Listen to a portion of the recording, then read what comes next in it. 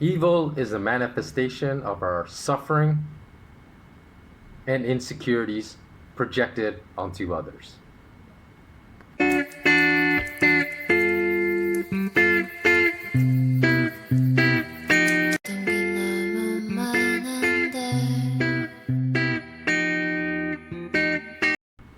Welcome to another SK Wealth Academy podcast.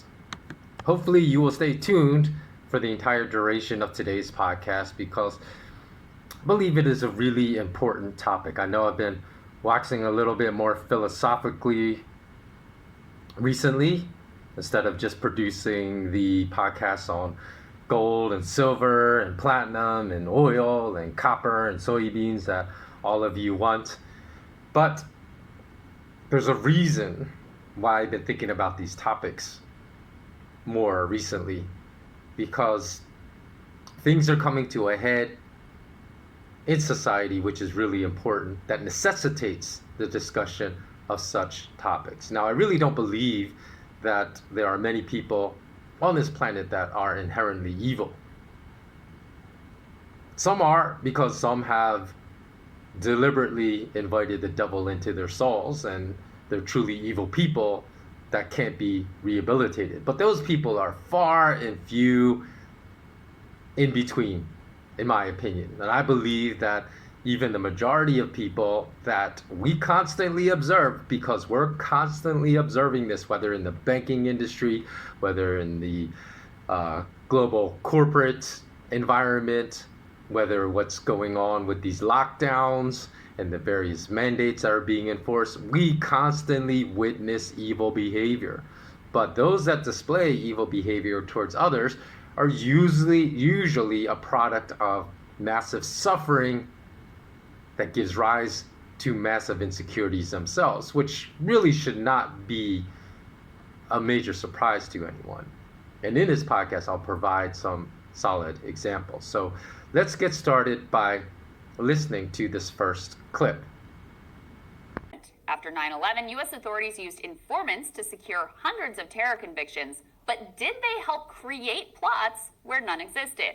Now, this piece delves into the details of the Pakistani immigrant who was convicted for what sounded in the press accounts like a disrupted plot to attack one of New York City's busiest subway stops. I actually remember reading some about this at the time and feeling tremendous relief that such a potentially deadly and horrific attack had narrowly been avoided. But the reality of this plot was much different than the picture that the government tried to paint. Shawar Matin Siraj was a devout Muslim. He worked at an Islamic bookstore. He had no history of violence, and he was described by everyone who knew him, including his own mother, as not very bright. His IQ was just 78. So while working at that bookstore, he was befriended by an older man named Omar Eldawoody, who held himself out as a sort of scholar. He flattered Siraj by taking an interest in him, serving as a sort of mentor. Siraj confided in Eldawoody about a woman he loved back in Pakistan, and he was pleased when the older man would offer him a ride home from work. Soon, though, their discussions turned political. Eldawoody complained about FBI harassment of Muslims. He showed Siraj photos of Abu Ghraib and other horrific pictures of Muslims being tortured, raped, and killed.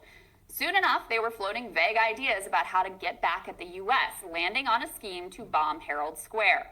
All the while, as Eldawoody was helping to radicalize Siraj and encouraging him towards violence and helping him to plot an attack, he was also working for the FBI, being paid over $100,000 to work for them as an informant. Okay, so if you're listening to this on Podbean, iTunes, Spotify, or whatnot, then you will have to go to my YouTube channel at SK Wealth Academy space podcast to really watch the clips. The first clip was from a YouTube independent news program called The Hill, and it spoke about how the FBI recruited one Muslim to radicalize another peaceful, nonviolent Muslim to commit a terrorist act.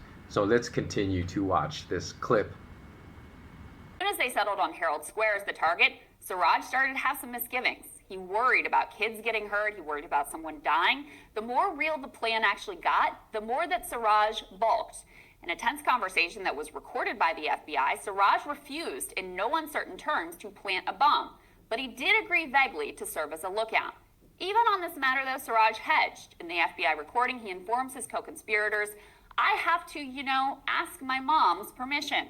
Wow, really sounds like a hardened terrorist there and threat to our national security, huh? But of course it didn't matter. Government had what they needed. They prosecuted Siraj for 4 counts of conspiracy, including plotting to bomb a public transportation system.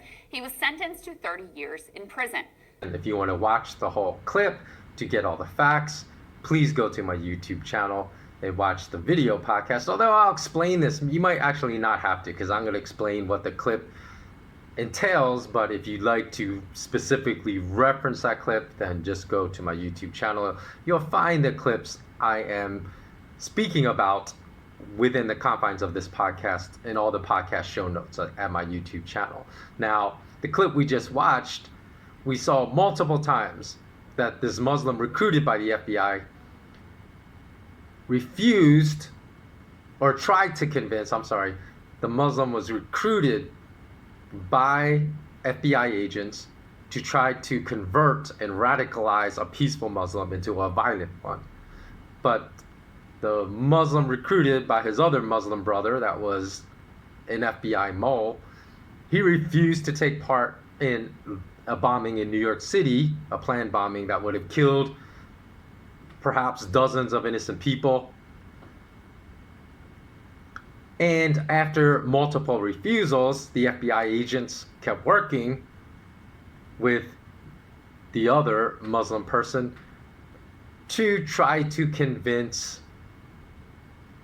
this person they were trying to turn into a terrorist to take part in a bombing plot. And then the person recruited, the FBI recruit, said, okay, if you don't, and some of the reasons he gave for refusing to take part in this was he said, I do not want to kill any innocent people. Whereas you saw in the clip, the FBI recruit gave multiple reasons to the person, the Muslim they were trying to radicalize, why he should kill Americans. And when this person said he did not want to kill any innocent people multiple times, then the FBI recruit said, okay, just look out, be a lookout then in this bombing plot. You don't have to plan any bombs. I think it was to take place on the New York subway system. And the person they were trying to turn, he responded to this request to just serve as a lookout by saying, okay, well, I have to ask my mom if that is okay.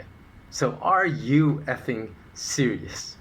That after the FBI informant worked his hardest to convince this guy, first of all, to partake in the bombing, the guy refused to because he said he did not want to harm any innocent people, even when this FBI recruit was filling his head with all the terrible things the U.S. military-industrial complex has done to Muslims abroad and war and whatnot, and gave him reasons why he should kill Americans on American soil. Then the FBI recruit tried to convince the guy, just be a lookout for this plot. Okay, and then obviously what is apparent from this whole story is that had this person, this Muslim, never been recruited by the FBI, then this other Muslim would never have been radicalized, and this other Muslim would have just been living his life as a free person. But because the FBI said, oh, no, we stopped this plot to bomb U.S. citizens on the New York subway system, even though they manufactured the whole terrorist plot, it would not have existed without the FBI. They arrested this guy, the Muslim guy that said he would serve as a lookout, and put him away in prison for 30 years. That is the very definition of evil. And then to compound that evil, they ran fake stories across major U.S. newspapers stating that, this is the FBI, that they foiled a major terror plot to kill dozens of Americans in New York City. Again, what was the purpose of that?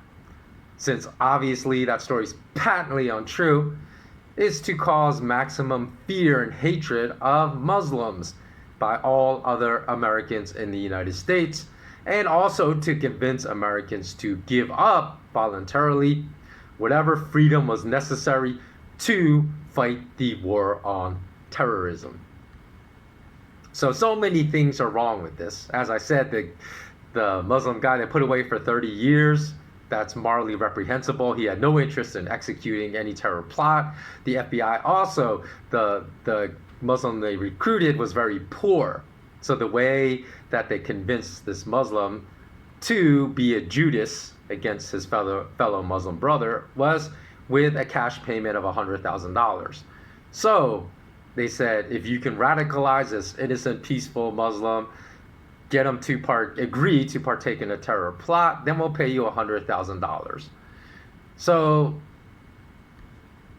this is what I think about, because in that piece by The Hill, they said there was another independent study once this fake manufactured terror plot was uncovered to see how many of these fake terror plots that U.S. intelligence agencies had manufactured and then printed in the paper that they stopped a terror plot that never would have existed without them manufacturing it. And they said there are at least 14 additional terror plots similar to that one. And these are only the ones they could uncover. So there could perhaps be 50, 100 further terror plots that never would have existed without U.S. intelligence agencies. Now, we all know the ineptitude of U.S. intelligence agencies at times. So this really brought into question as well, even the Boston Marathon bombing that I think happened in 2013. So was that perhaps the result of an immoral terror plot manufactured by the FBI or the CIA that they lost track of? Because we all know that this can happen. Who knows if those two Chechnyan brothers were not recruited by the FBI to bomb the Boston Marathon? Because I am almost certain that sometimes these types of plots get out of control. They lose track of the people that they have recruited to carry out these attacks. And perhaps the people they recruit to carry out the attacks carry out them in a way that's different to the manner in which they were commanded to do it. So then they become unpreventable and they actually happen, and needless American deaths result from that. So luckily, that Boston Marathon bombing, it was at the end of the Boston Marathon race. Two Chechnyan brothers set off homemade bomb that killed 3 spectators and injured hundreds more. So just think about that. You know that's a possibility from hearing what I just spoke about. And time again, people in power, whether presidents, prime ministers, congressmen, parliament members, billionaires, corporate CEOs, use this blueprint that I just spoke of to commit evil.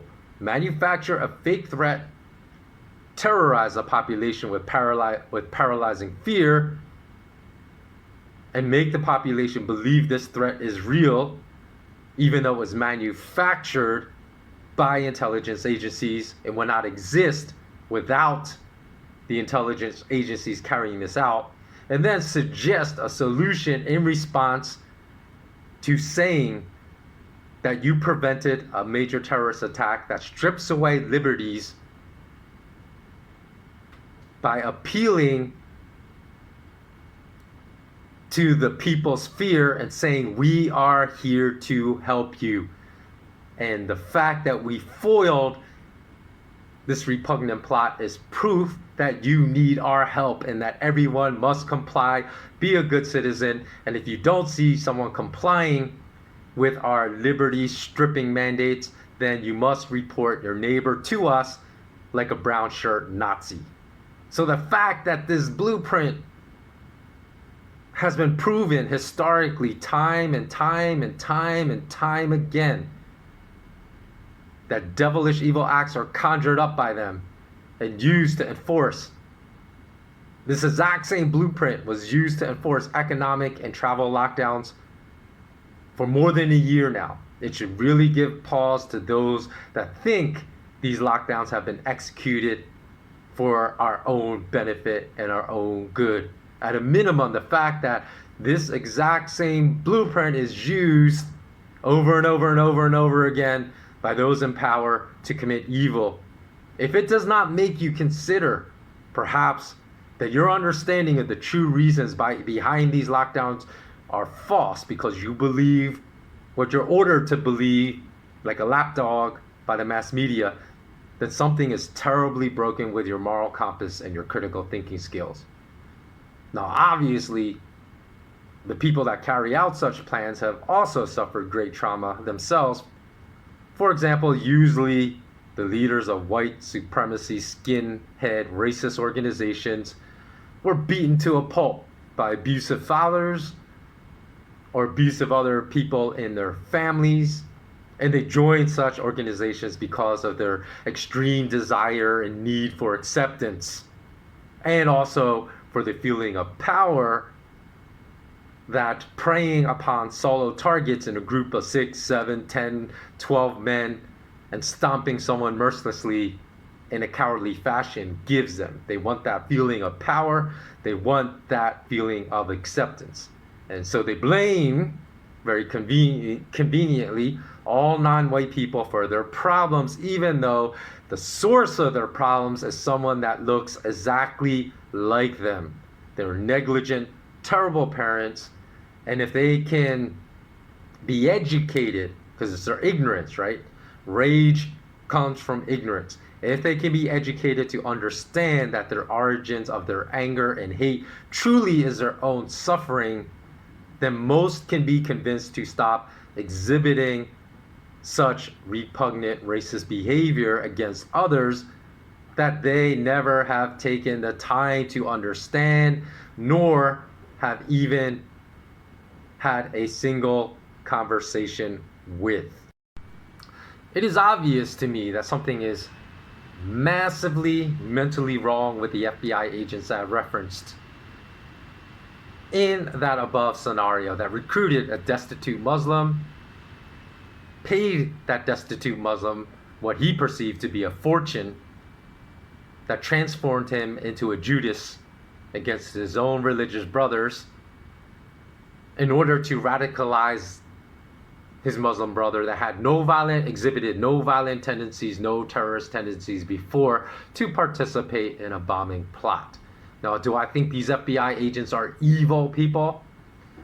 Most likely, probably not. Did they commit an evil act? Absolutely.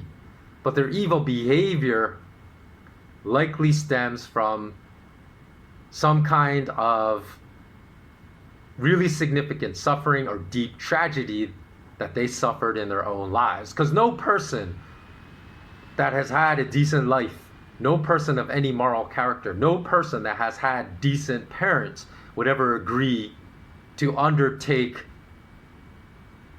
the plot those FBI agents undertook. And because I believe, as I said, very few people actually willingly invite the devil into their soul and therefore are irreparably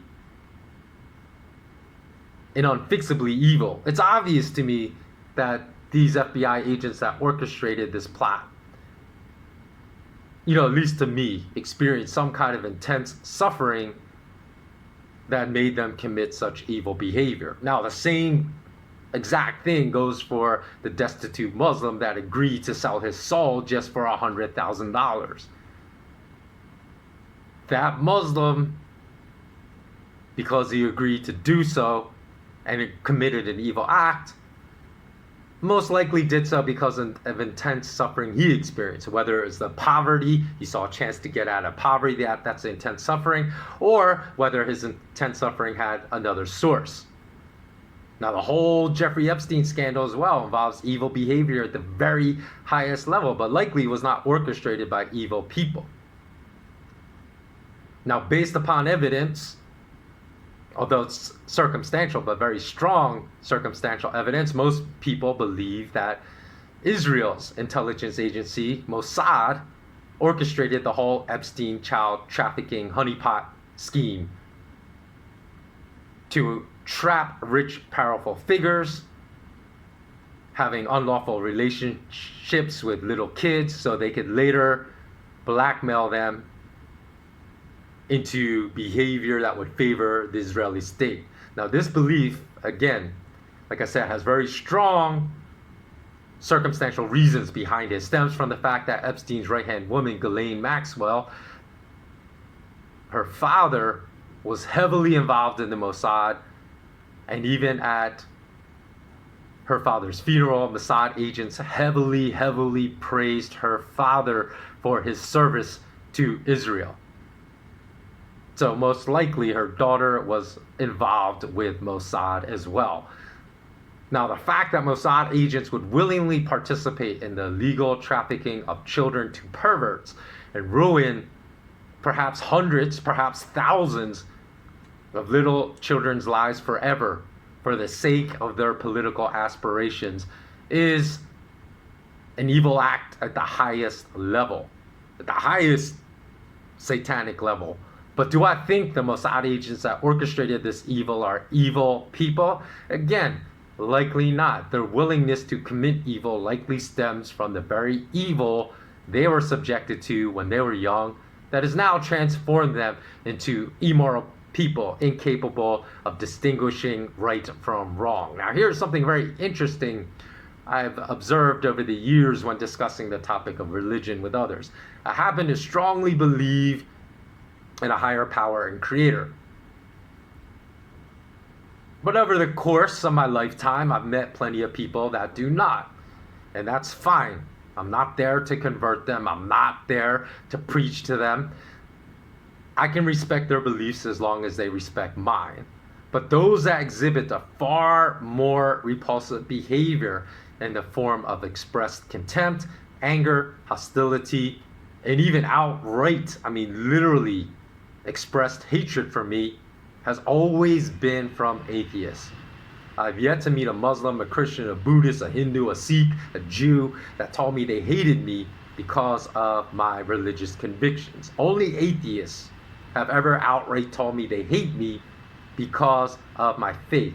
So that's not to say that other people of other religions would not express the same contempt for me because of my religious beliefs, because radicalized people in all other religions produce morally repugnant people that would also express hatred for someone because of their religious beliefs.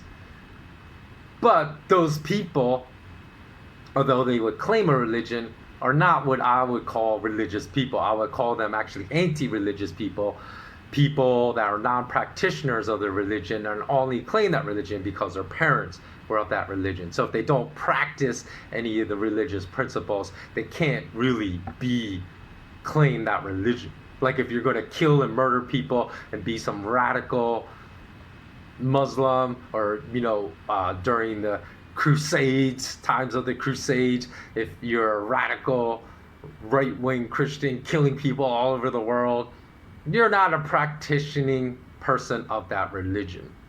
You're anti-religion to me. So in any event, I always react to this expressed hatred on my religious beliefs in the same manner, that this hatred must be a result of some great suffering in this person's life. And could this great suffering and great irony be a result of this person's non-belief in a higher power? Now, I know many atheists will say that question is ridiculous, but just bear with me for a second and hear me out before you say that question is absurd. Many atheists say that the argument of those with faith in a higher power, or let me rephrase that, I don't think I was saying that correctly.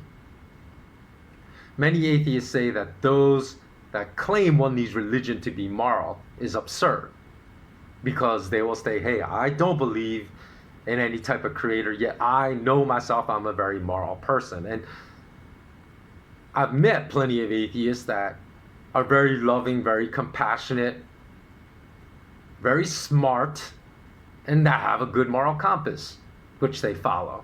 So that's the argument, right? Atheists would say, hey, I don't need to believe in a higher power to be a very moral person, because I know my moral compass, I'm happy with it, I'm fine with it, I know I'm a good person, I don't believe in a higher power. But I would argue that contrary to those atheists' claims that they are religious. You know, they say, I'm not religious. They are religious without even knowing that they are. What do I mean by this? There is zero dispute by any scholar of religions, global religions, that one of the great gifts of the world's religions has been their contribution to morality in this world, to giving some kind of moral structure to how we behave in society. All the world's great religions gave rise to the moral rules we all know today. Treat your neighbor as you would want to be treated yourself. Thou shalt not kill. You should not murder anyone out of anger. Feed and clothe the needy. Work for social justice and equality for all people, including equality between genders of women and men. People think I'm just making this up, but no. All these principles I just recited are pillars of the Christian, Muslim, Buddhist, Jewish, and Sikh faiths. Though, of course, other religions I have not mentioned have also given rise to great principles of morality that most societies follow today. In fact, the reason, this is interesting, the reason Sikhs are often oppressed by majority Hindus in India, and the reason why there's so few Sikhs, I think only 1.7% of the entire Indian population of, 1.3, 1.4 billion people are Sikhs, is because Sikhs, as what I believe to be the most moral religion in all of India, reject the caste system, which those in power do never want to see abolished, because it keeps them in power, it allows them to garner great wealth with very little work by simply oppressing other people. So Sikhs believe in equality for all. They reject the caste system on a moral basis. So not all religions, because the other religions, some other majority religions in India do not. So not all religions contribute great moral principles to the world, but it is indisputable that all the world's great moral principles have been derived from thousands of years of religious scriptures. Let me repeat that again. Not all religions contribute great moral principles to the world, but all the world's great moral principles are derived from thousands of years of religious scriptures. So any atheist practicing moral principles, one could,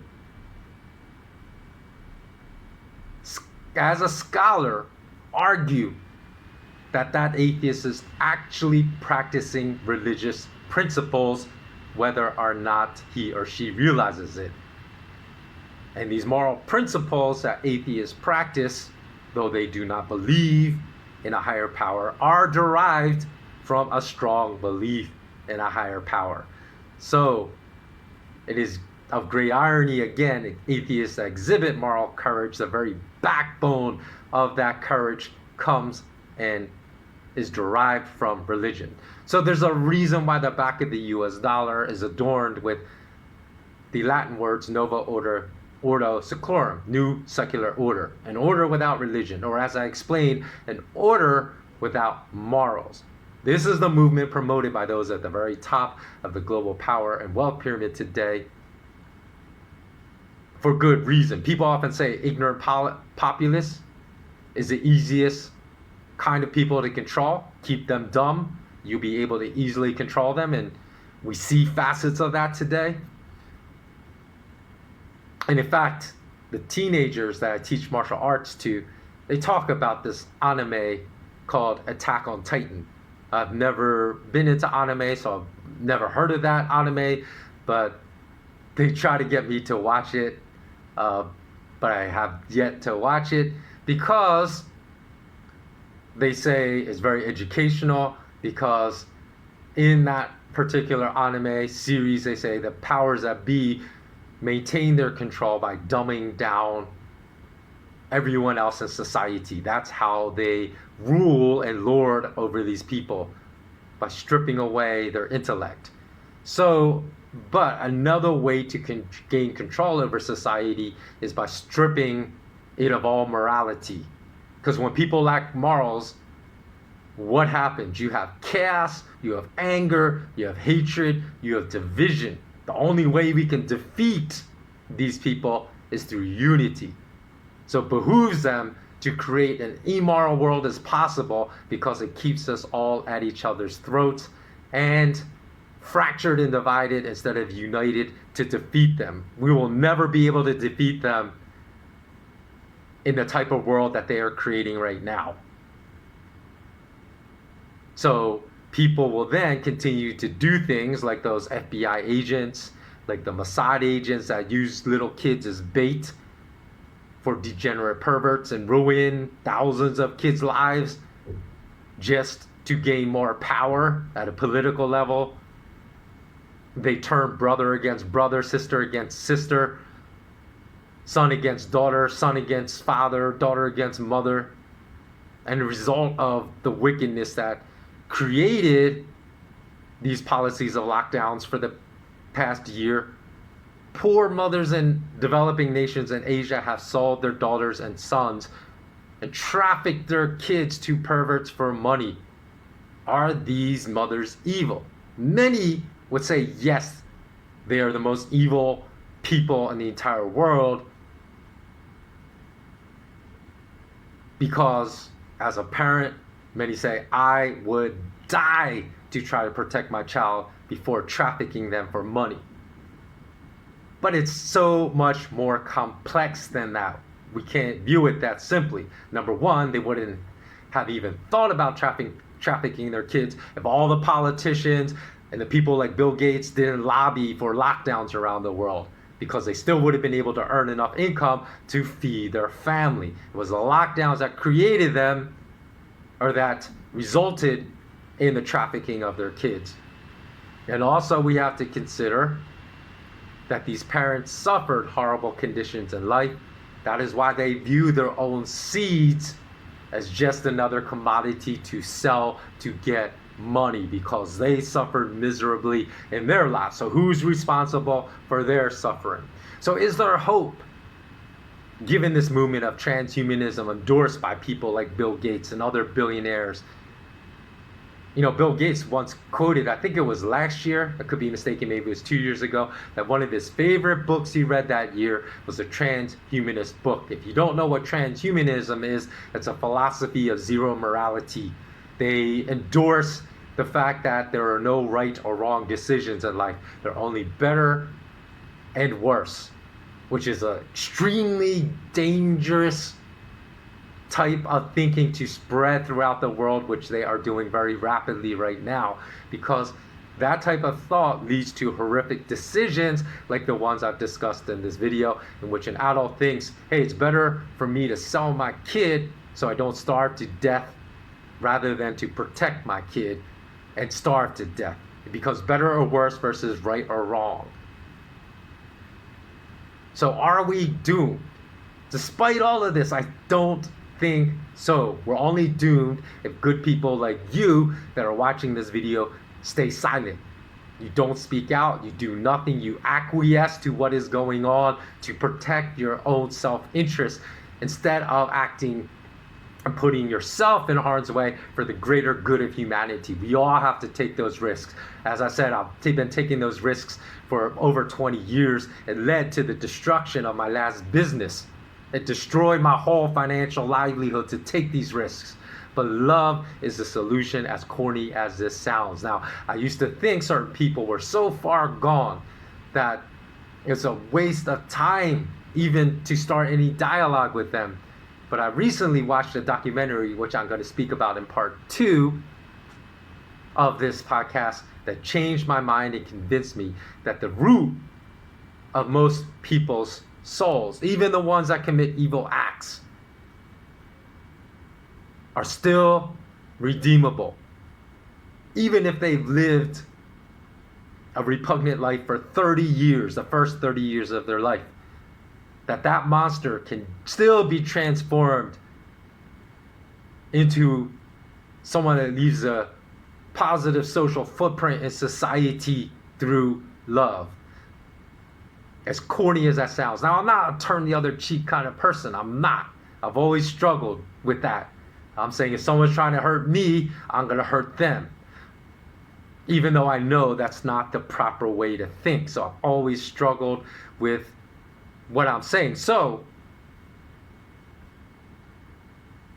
even though the solution is simple, love, just because a solution is simple does not mean it's easy to implement. It can still be extremely difficult to implement. But why I believe love can redeem even some of the most repugnant people in the world, because proof has been born out of the actions of remarkable people and the remarkable interactions they've had with some of the most hateful people on planet Earth, and their ability to turn them into good people. So stay tuned for that, because I will tell you a critical documentary you should watch, which probably will change your mind and leave it way more hopeful for a future. If you realize everything I've spoken about in this first part of this podcast is true, you may feel very, very down, but it's very important to also hold on to hope. And I think this second part in which I speak about this documentary will do that for you. So what else am I going to speak about? Well, I'm going to speak about in the second part about a particular billionaire that displayed again just despicable, repugnant behavior and trying to bully a 14-year-old kid, and also tried to make this 14-year-old child feel like a despicable person by asking morally despicable questions to this child because he did not agree with her. So I'm going to get into that. It had to do with Monsanto. I'm also going to talk about the fact that today's society rewards immoral, repugnant behavior, what we can do about that, because I'll go back to the 2008-9 crisis when bankers got paid $19 million for 3 weeks, and I was going to say 3 weeks of work, but really 3 weeks of doing nothing. They would be assigned to try to save a bank. They would go in, and with the first few days of work, they would make statements like, there's nothing I can do to save this bank. So they would basically come to work, read the newspaper, eat some donuts and drink coffee for 3 weeks and get paid $19 million. Now, a morally repugnant person has to be someone that would do that, because he knows he's doing nothing. He knows he's basically just taking advantage of the system. He knows he's stealing money, because that bailout money back then came straight from the pockets of hard-working blue-collar workers in America, and he stole that $19 million from people. So I'm going to talk about a whole bunch of instances like this back then that's still ongoing today, and what we can do when the most immoral, evil behavior is rewarded by society instead of punished. Okay, so thanks so much for watching. As always, I want to give a big shout out to my Patreon community. Without you, I would not be able to continue producing free content for this channel. Also thank everyone that continues to contribute to my GoFundMe campaign to launch my 22 online course, SK Wealth Academy, that will provide true education versus the schooling and academic system that is devoid of a lot of courses necessary for true education and true development of critical thinking skills. So as always, remain intensely curious, and please do return for part 2. Thanks so much for watching. Take care.